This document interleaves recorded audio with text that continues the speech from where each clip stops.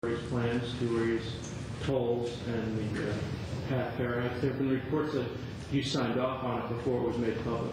Yeah, I think I've read some of the reports. I think that to the extent the thrust is there appear to be long-term problems at the port, and the situation was developing for some time. I think that's probably right.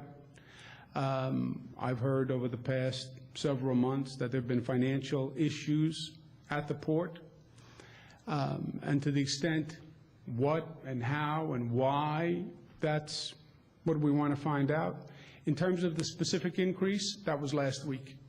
I think the proposal is a non-starter for obvious reasons, and we'll now look at what the need for the revenue is, right?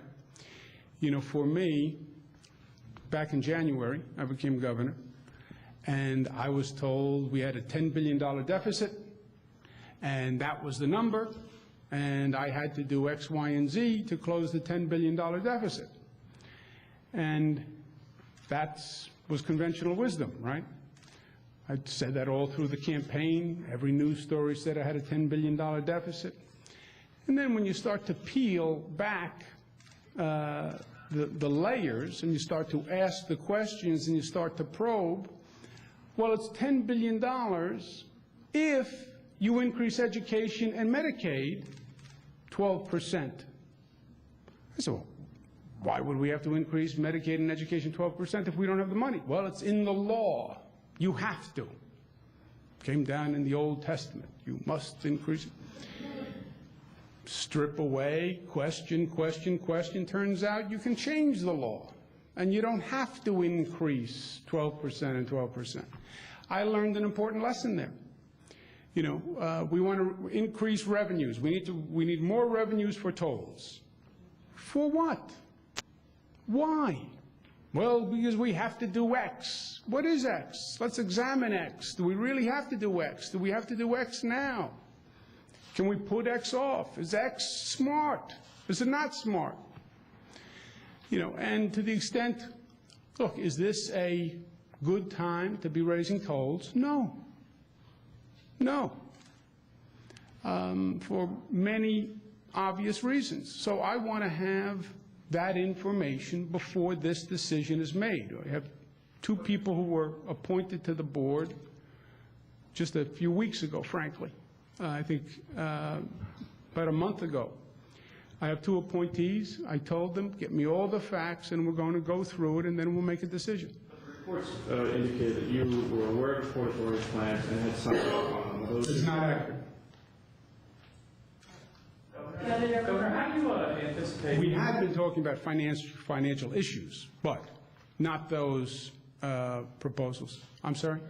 How do you anticipate raising money to pay for the completion, for example, 2nd Avenue subway, if you don't raise a lot more money from the users of the system?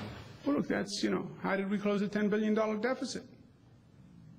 Right? It's the same exercise.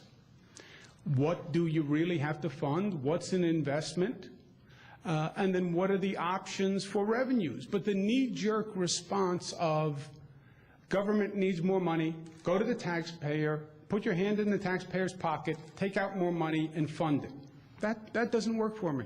It doesn't work for the taxpayer, and it doesn't work for the state of New York, right? So I want to do that analysis first. Governor, wondering what you think of the state controller's plan to send a remediation fund for hydrofracking, similar to the oil spill fund. Is that a good idea?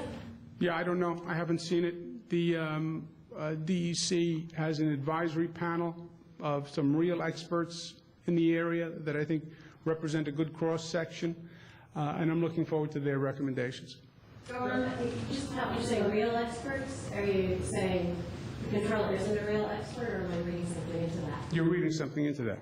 I said the advisory panel has real experts on it. It's a distinguished panel.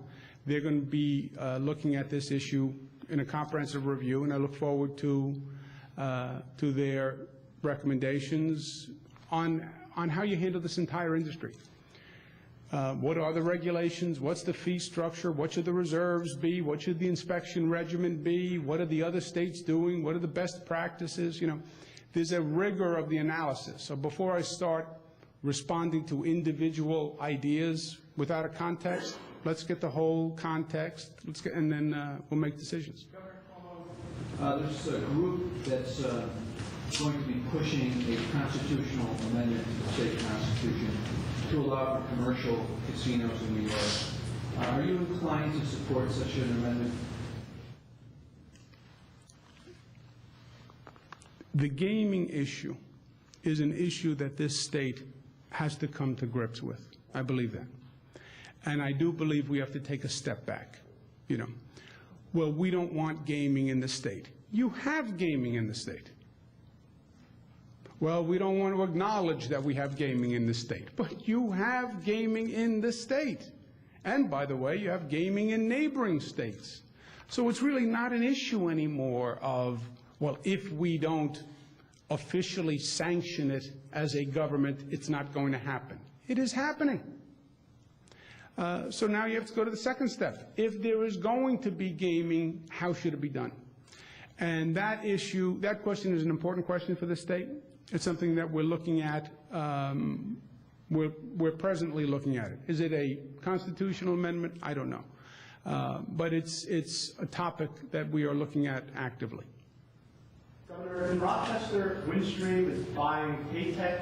The state has a $55 million investment to move Paytech downtown. Are you concerned about that investment? Are you going to have conversations with Windstream about trying to still move forward with that project? I haven't heard any reason to be concerned. You know, if there's a reason for us to step in, we will.